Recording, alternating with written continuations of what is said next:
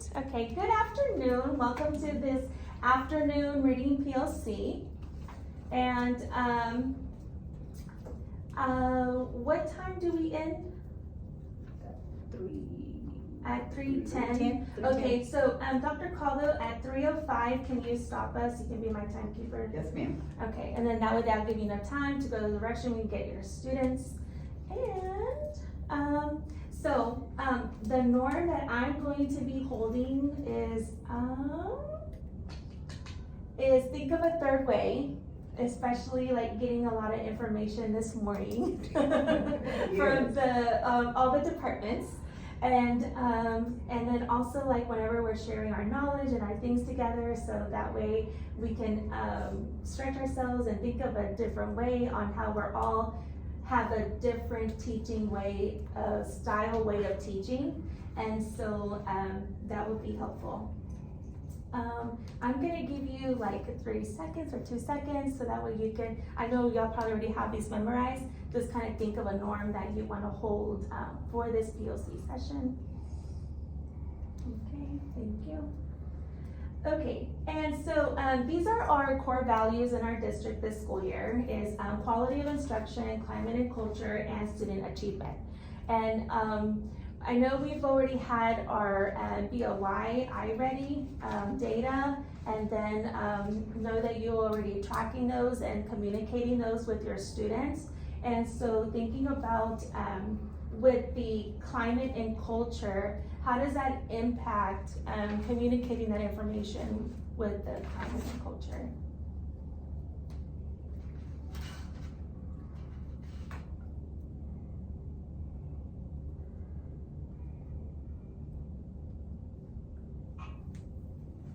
You're talking about I'm sorry, Sorry, the iReady BOY data? BOY data? Mm-hmm. Well, that gives the students a way, to see how they're doing. So the morale could go up, could go down, and the climate and culture, now they know that I'm going to my classroom, I know where I stand. So that, we could talk to them and say, it's okay, it's BOY, you're gonna grow. And that's how I think it can impact climate and culture. I agree with on the way that I think it gives the student like a baseline, and then you focus on the growth, like all the work that you're gonna do, just be projecting the growth, and you give them a target as well. So I think that helps the students be motivated and stay motivated to do it. Yes, very good, thank you. And then Ms. Delgado, just to let you know, we are recording, is that okay? Session for the PLC for today. Thank you. And so, and upcoming right now, we're going to be looking at what week, Ms. Landaverde, for the lesson rehearsal? Week 6. Week 6. And so whenever we meet again, we'll plan out for week 7.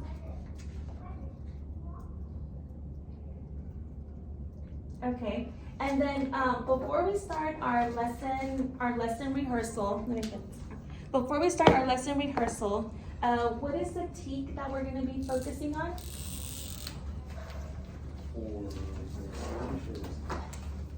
For next week, right? In English, it's 2.2 BI. Okay, 2.BI. 2.2 BI. And in Spanish, it's 2.7 E. 2.7. 2.7D. E. Oh. Y interactuar con la fuente de información. Okay. And then Ms. Landaverde, the one that you're rehearsing, which standard is it? It will be, the main one will be 2.12, I'm sorry, 2.12A. 2.12A, okay. But it's also a 2.6E with details, so. The application is 2.12A, and about writing and getting details is a 2.6E. 2.6E, okay. And then the 12A is a writing one? Yes. And then does it specify a particular for writing? Personal narratives.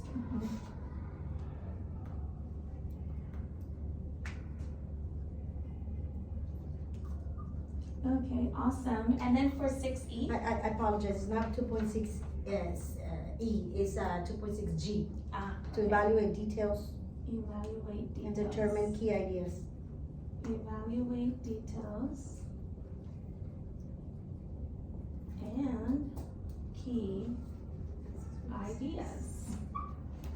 Okay. Okay, awesome.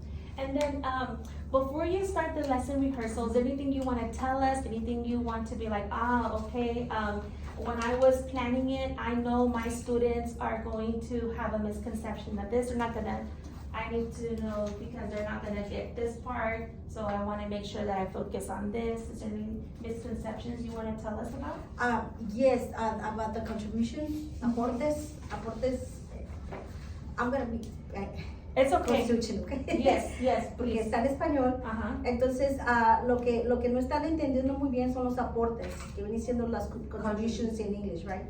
And it's a lot of misconceptions because they don't really understand the poems of Píndaro or who was Myron, which is the Estatua de Mirón. So what I'm trying to get them understand is like the architecture and the philosophy. And that's the kind of misconception that is there. I think it's very rigorous for second graders. And I try to just teach them in general with those kind of ideas. Something that is very explicit, and they get it because it's pictures and they understand, they can relate. But things like poetry and very, and also about Español. So got Socrates, Platón, Aristoteles, which is Socrates, Plato, and Aristotle. And their ideas, and for them to understand that they're philosophers, they're not leaders. They're thinkers. And they're like, today I'm going to be talking about Alejandro Magno, Alexander the Great. He was a warrior, leader, conqueror. And then when they're trying to understand who was Plato, Socrates, they're kind of different kind of leaders. That's the misconception. Got it. It's kind of hard for us to understand. It's hard, little kids. yeah. It's Or like, for me, I would have to read it like, I have to be like, okay, Yes. I know that. So you're saying like, so with visuals, it would help out, and then talking about it, maybe finding like, okay, this is a real world, an example of 2025 compared to this. And like in my room, I have the visuals, and I point to lo que les estoy enseñando. On your focus block. On my focus. Okay. And that kind of helps them. Awesome. Does anybody have any questions, or have you taught this lesson before last year and you're like, I remember this? Okay. It's my first year in second grade, so. Okay, so you're like, I'm gonna absorb it and take it all in. Got it. Okay. And okay, so Ms. Landa Verde is going to lesson rehearse. Ms. Landa Verde, how many minutes do you need? 10 minutes? Okay, perfect. And then who wants to be our timekeeper for 10 minutes? I'll do it. Okay, and when 10 minutes is up, just kind of say, hey, Ms. Landa Verde, just kind of do that. And then after that, we'll share out what did you capture, what was helpful, how are you gonna take this in, how are you gonna apply it in your classroom, some glows and some grows, and then we'll go from there. Okay?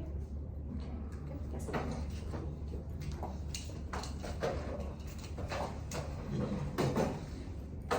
Okay, so good. Yes, we're gonna be your students. Pretend we are your students. Okay, so hoy vamos a continuar aprendiendo sobre la civilización griega antigua. Hoy nos toca la lección 11 de Alejandro Magno, parte 1, y vamos a aprender que él también fue un líder en la civilización griega. So estamos aprendiendo a redactar un texto literario. Redactar, acuérdense que es escribir. Entonces, cuando ustedes están redactando, están escribiendo, y les voy a pasar su librito para que mientras estamos hablando y contestando, ustedes sigan haciendo notas en su librito para poder escribir el párrafo, porque vamos a estar hablando del personaje. Entonces, primero voy a decirles qué significa el vocabulario que vamos a escuchar en la historia. Ambicioso, tiene un fuerte deseo de ser exitoso. Domar, entrenar un animal. ¿Se acuerdan de Pecosville? Que Pecosville entrenó al león montés. Fieles quiere decir que tienes un fuerte sentido de lealtad o compromiso. Y retirarse, que es retroceder. Entonces les voy a dar 5 minutos para que vayan y hagan su matching. Su matching de a ver si saben qué significa domar, si se recordaron lo que les acabo de decir. Les voy a dar 5 minutos.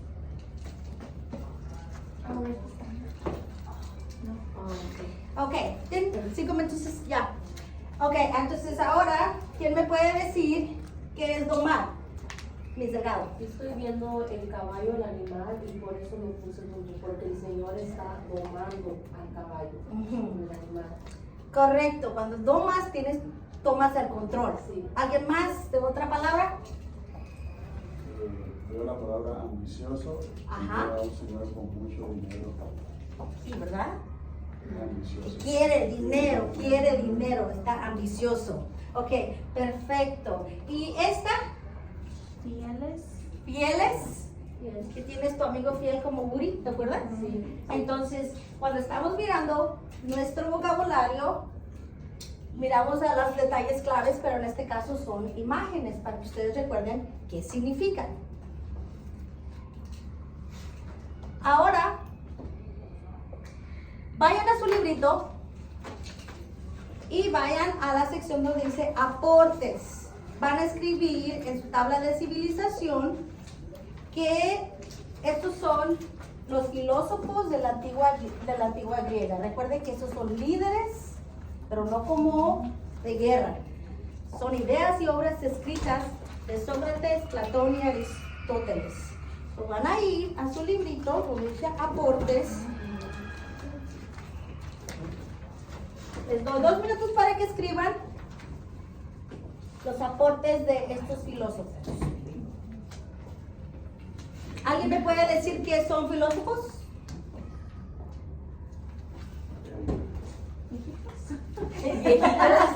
Sí son viejitos. Sí son viejitos. ¿Alguien más? Personas que piensan muy profundamente. Sí, ¿verdad? Él está pensando. Oh, sí. Vamos a darle a mis delgados el hold praise. Levántense. A ver, ¿qué es eso? Lo tienen que hacer conmigo. ¿Ok? So, you are incredible. En español, tú eres increíble. Ya. Entonces, vamos a seguir. En su tabla, esta es la tabla, pero lo hicimos librito. Y aquí van a mirar todo lo que tenemos que agregar. Tenemos algunas ya de los aportes de la civilización griega. Y hoy vamos a agregar a un líder que ya mencioné y se llama Alejandro Magno. Entonces ahora quiero que vayan a sus líderes y escriban de quién vamos a hablar hoy. ¿De quién vamos a hablar? Alejandro Magno. Ok, ahora escriban Alejandro Magno. Es un líder, fue un líder en Grecia.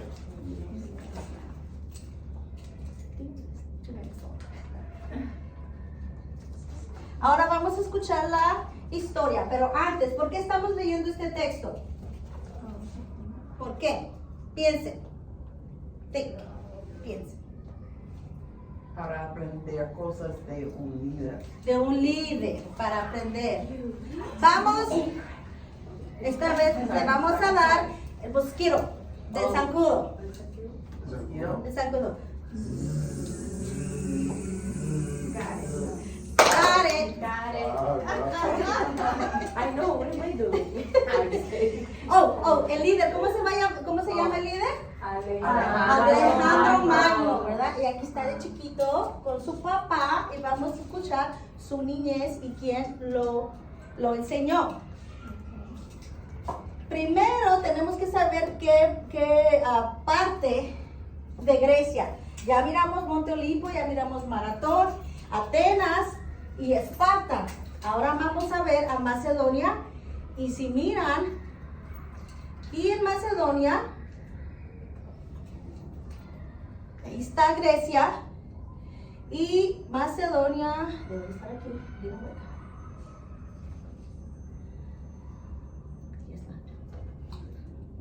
Aquí está. Aquí está. Y si no me equivoqué, ahí está el correcto. Porque está en griego. Está en griego y parece que este es el Monte Olimpo. Y Macedonia está al norte de el Monte Olympus. Ahí está. Ok, para que les dé una idea de que esta es Grecia.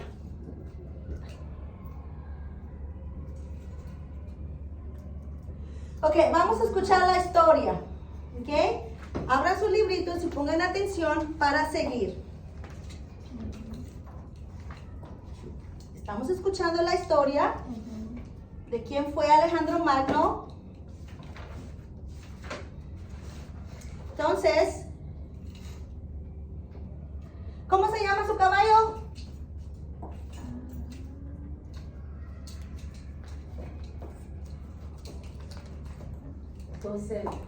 Bucéfalo. Bucéfalo. ¿Qué dijo? ¿Qué dijo? Bucéfalo. ¿Cómo lo entrenó? Oh, lo domó. Lo domó. Lo Ajá, ¿cómo lo domó? Con- Escuchando la historia, dijo que el Oh. caballo le tenía En el miedo, texto en el dijo, texto dijo Oh, ok. que el caballo le tenía miedo a la sombra. ajá, ¿Ok? Alejandro Magno pudo domar su caballo. Y en poco tiempo Alejandro llegó a comandar las tropas en nombre de su padre y se hizo un guerrero. Entonces ahora... that's time. After the story, they need to describe Alejandro. Describe Alejandro. And Very the adjectives. And then at the end of the application problem, we were going to continue with the librito. And then at the end, okay, comprehension questions. And this right here, I would ask them, take out your journals. Let's go ahead and write. And this is the personal narrative The narrative. of, here it asks them for their favorite leader.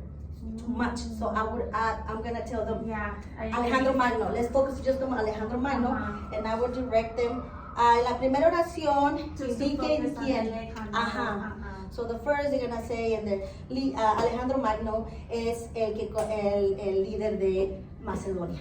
Yes. And then we continue, and at the end, they would have their pen. When they do the personal narrative, do y'all use graphic organizers to gather their thoughts, or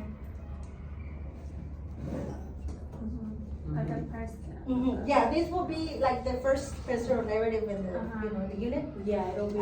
They were the This is first one because before they were writing about themselves. Yes. La introducción, qué hiciste, conclusión.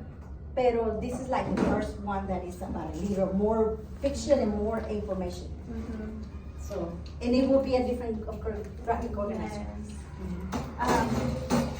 I really like how this booklet, this is an ongoing thing, right? Like you Yes. go back to it, and I really like how this is gonna help me and show me as a, whenever like teaching it, what students are capturing, but it also has tools in here. So it has like a T-chart, so they can gather their thoughts, especially if they start making comparisons in their text and writing. And then you have the visuals with all the interesting names and the characters in the text, so that's pretty cool. So that way, if they don't know how to like spell them or go back, they can remember the characters. And then, and this one, Ms. Delgado taught it in English. So I'm gonna go back, and so they can put the Apollo, Aphrodita. And I think in the next unit, on the next knowledge 3, now it's gonna be more specific on the gods. So we're gonna be able to go back to it. Nice. Yeah, that's why you don't see anything written Yes. here. So we're doing the book too, but I'm doing it in English. Awesome. So I have some like make that connection too, like in English and Spanish. And it was Miss Lana Verde's idea. So yeah. Oh, that Google Earth was Mr. Reyes. Yes, Yes. I like that because it gives me a picture of, how far is it? Like, even in my head, I even thought, ooh. Yes, It's it was super supposed to work like close. this, clever to Macedonia. But I said, oh, how do I do it? It worked the first No. time, and I was like, it's not going. It works perfect. And then I really liked how now I understand why Nearpod is your favorite because it has all those visuals and you can have the word and the visuals together. Now, okay, so I'll stop talking. What is it that y'all gather from this lesson? So I'm gonna say that this is amazing because one of the things that I struggle with, being new to teaching reading, was like, how do I get my kids to write? You know, and what do they write? And then this is amazing because it compiles everything. You can go back to it. You can see, vocabulary, drawings, explanations, graphical dimensions. So I think this is amazing. I love this. We're using the big activity book because my kids are just starting to write. We're doing the same thing, but with the big journal. We're making a cover tomorrow and we're adding information as we go. But I really like the individual little book instead of the big thing. Yes, and I like how you're thinking about your different learners, and your, with the different levels. So Oh, I have a few here that I think I brought this one. yes, But yes. they were But trying, it's they're true, trying, it they're happens, trying. but like this helps. Yes, yes. He's trying. Whenever this lesson's gonna happen next week for everybody, right? Yes. Okay. It's on Thursday. Thursday. I think we clicked Thursday. Yeah, it was I think Thursday. on Thursday. It's just that, let's see if it opens. Yeah. And how do you envision it for your, so the main skill that we're focusing on is two, like Ms. Valverde said, is the key ideas and the personal narrative. Let's stick up with the key ideas. Whenever we're doing the key ideas, what questions can we ask our students to guide them to focus on the key ideas? Who, what, when, how, and what happened? What was the most important thing that that person did do? Or that always, whenever there was readers, like always ask yourself who, what, when. Sometimes there's no how. Sometimes it's the why or the what. So that helps them. Asking probing questions without giving them the answer like how, what, but what did they mainly talk about? Because sometimes they bring out like tiny details and it's like, but was that what we talked about the most? So just asking probing questions like, Sometimes they'll give an answer and you want to say, tell me some more. I need some more. What else can you tell me? Yes. And then sometimes it's even like building that culture of it's okay, because if I ask why, sometimes I used to get students that would be like, oh, they think they got the wrong answer. And I'm like, no, I just want to know why, it's okay. Oh, yeah. But then they get used to me. or they want to switch it. We're like, why? Yeah. now? And they're like, actually no. And I'm like, no, like you were right, but why? Why? Yes. I used to do that. Now I go, okay, awesome, okay, and I go like this, okay, because then the other ones are listening, and then they're just gonna repeat what he's saying, and then I want them to think, and then the person who said it, I was like that. Yes. Validate the person that's talking and say, I like that, that's good information, I like what you're telling me, but can someone tell me some more? Someone tell me When you some need more. to make it deeper and more information. Yes. And then the final product of it is a personal narrative, right? And so when they're writing down a personal narrative, what tools do you think we could give our students to help them learn? I was just thinking about that too. I actually wrote it down. I put pace. How do we incorporate the pace into the personal narrative? Yeah, that's a good one. But following the amplified, by following the amplified, how they want us to do the personal, they give you example. that's how I would use it. And then the first draft's gonna be in the journal, and once they're done, they can do it in the, as a publisher. And I don't know, that's. No, that's no, what no, you no, said. yeah, That's no, what what you said. I'm saying What is you like, said. because, from my class, like, how would I get them to write? Even the first part, Yeah, yes. like this Uh-huh. is kind of what I'm thinking for my class. Yes. It's a struggle with the ones, okay, so like, for example, this little boy, it was a struggle because the way they get the, I've been trying to get, the way they hold their pencil, a lot of them have struggle. The way they hold the pencil is a struggle. So I was like, go ahead and do it like this, and that, for some of them, that's a struggle. If they can and then I said, okay, just relax your arm. But then I have another one that's go like this and like that. And I said, are you sure you're not hurting? Like, okay, go ahead. So I stopped trying to help them that. So I said, okay, so what I do, I write it first. And then I guess it's like close right. And I said, es, la, una, all of that you should already know how to write. So I try not to give them everything because they get used to it and they just want to copy. So estoy dictando mucho, dictating a lot because they're listening. And then even if they don't know how to spell, Miss Landemir, how do I spell this? Don't worry, listen to the word, the letters, listen to the word. Just write it down. You don't have to be 100% perfect. And I don't know how your students deal with technology or how you want to navigate this. So earlier today in PLC, we had someone who modeled a lesson and he brought iPads, but he does like the speaker part on the notes because they're doing medical terms in first grade. So they're talking about like, they're writing about the skeleton system, the digestive system. They're writing about like all these systems, right? They're medical words, and then to know how to spell them in English and Spanish. So, and then they're like code switching. Yes. So, all of that. So they just press the little microphone, and then they talk to it, and then they're at the end they're making something like this, but for like the human body. But this is not all done in one day. Oh no, it's been since we started the unit. Since they started it. So same thing with them. They're doing one of these for the human body, and so they're chunking it, and they keep bringing it out and adding to it as well. The point about them learning how to spell and learning like writing words as well, because some students may think of a perfect sentence, right, to write something, but then they don't know how to spell the word, so they get discouraged. Right. So they use that little speaker microphone with a speak thing. And also Nearby makes it faster to the lesson cycle goes really smooth once the kids understand how to work the tools. Because that's my experience from last year. But now they're already getting to it. They're learning. So like you said, that the kids who don't know how to write, there's a collaborate board, and then they just turn on their mic. Yes. And then so I said, okay, let's see. I know they don't know how to read, and I know they don't know how to write. So I said, okay, let's hear what, and then I play, and then they can hear it.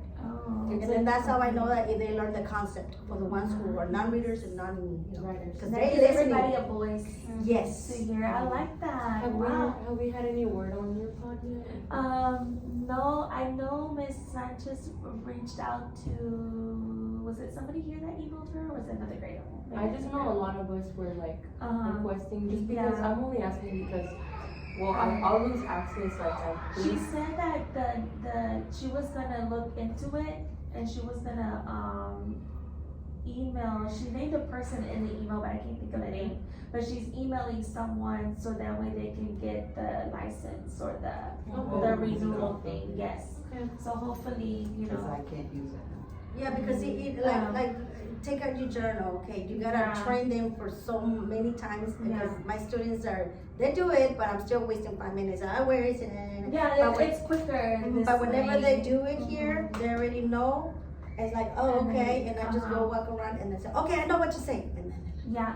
And then so like for next week, thinking about like the video that y'all saw to plan for the lessons for next week, what's the big highlight of in my soul. Oh, week 6, right? No, The long vowel spellings for skills. The A and the Yes. Quiero. The long vowel sounds. E. Yeah, you know, weekly patient. Mm, The big picture. okay. So it's week 7 or week 6? Week 6. Oh, okay. I was Uh-huh. like, oh, I thought it was week 7, sorry. That's okay. Decoding, spelling, tricky words, and grammar, and punctuation. And double consonant sounds, spellings, P, CB, CC, GG. And the sounds, what were the sounds again? I'm sorry. It was A and A and E. The long vowel Okay. sounds. The long vowel sounds. And then, do we have any questions about those sounds or how they sound? Or the sound? Okay. It's introducing them to the magic E, basically, and then how the E serves different purposes. Okay.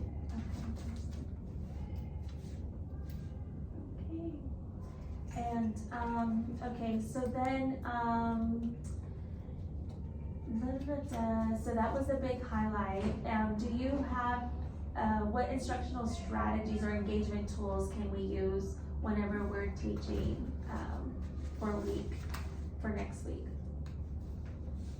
We named a lot of them already, right? We named like the features on Nearpod of the map to show the connection of where this is. Discussion boards, that's a good one. Uh-huh. Just active reading. Active reading, two column yes. charts for there. Reading with expression and fluency. Yes, yes. So yes, not named so many already, making all those connections. And I